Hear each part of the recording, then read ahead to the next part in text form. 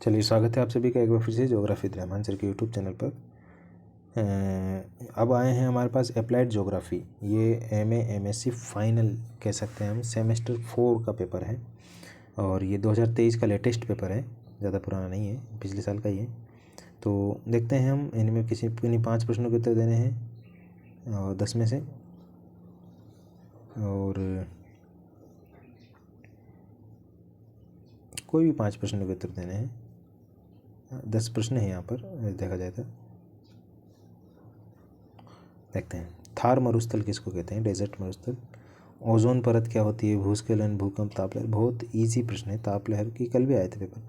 हिमस्खलन गठन अभी पहले भी देखा था हमने। पुनर्वास किसको कहते हैं? कोविड-19 क्या होता है? अम्लीय वर्षा और सुदूर संवेदन तकनीक।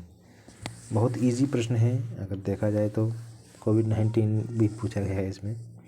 व्यवहारिक भूगोल की परिभाषा और सिद्धांतों की विवेचना कीजिए। व्यवहारिक भूगोल किसे कहते हैं, उसकी परिभाषा और सिद्धांत बताने आपको। और व्यवहारिक भूगोल की परिभाषा सिद्धांत नहीं पता आपको तो उसके उद्देश्य और क्षेत्र का वर्णन करना है। अप्लाइड ज्योग्राफी, व्यवहारिक भूगोल। नेक्स्ट प्रश्न जो है, भारत के संसाधन प्रदेशों की उचित उदाहरण सहित विवेचना कीजिए। संसाधन प्रदेश भारत में कौन कौन से हैं, उनकी विवेचना कीजिए। नेक्स्ट प्रश्न है, जनजाति विकास प्रदेश के विकास को प्रभावित करने वाले सामाजिक और आर्थिक तथ्यों की विवेचना कीजिए। जनजाति प्रदेश के विकास को प्रभावित करने वाले जनजाति क्षेत्र जो है उनके विकास को प्रभावित करने वाले सामाजिक आर्थिक तथ्य कौन कौन से हैं, उनके बारे में। और राजस्थान प्रदेश की विभिन्न विकास योजनाओं का उचित उदाहरण सहित वर्णन करना है। देखिए, राजस्थान के प्रश्न आए हैं यहाँ पर। राजस्थान की विभिन्न विकास परियोजनाओं का उचित उदाहरण सहित वर्णन किए। विभिन्न का मतलब आप, ये 20 नंबर का प्रश्न है तो आप 8-10 तो करना ही चाहिए आपको। अरावली पर्वतीय प्रदेश के लिए बनाई गई वनीकरण योजना और नीतियों की व्याख्या कीजिए। अरावली प्रदेश जो है उसके जो आसपास बनाई गई है कि भाई अरावली प्रदेश का जो क्या नाम से घिसाव हो रहा है, कमी हो रही है अरावली प्रदेश की, और मरुस्थलीकरण भी बन रहा है पश्चिमी अरावली में। तो वनीकरण की योजना जो बनाई गई है उसकी क्या क्या नीतियाँ, उसकी व्याख्या करनी है। और आखिरी प्रश्न जो है वह पारिस्थितिकी और आर्थिकता को संगृत विकास के संदर्भ में समझाइए। संगृत दिशा, संगृत ये शब्द आपके समझ में नहीं आ रहा तो सस्टेनेबल डेवलपमेंट जो है उसके बारे में आपको बताना है यहाँ पर, ठीक है।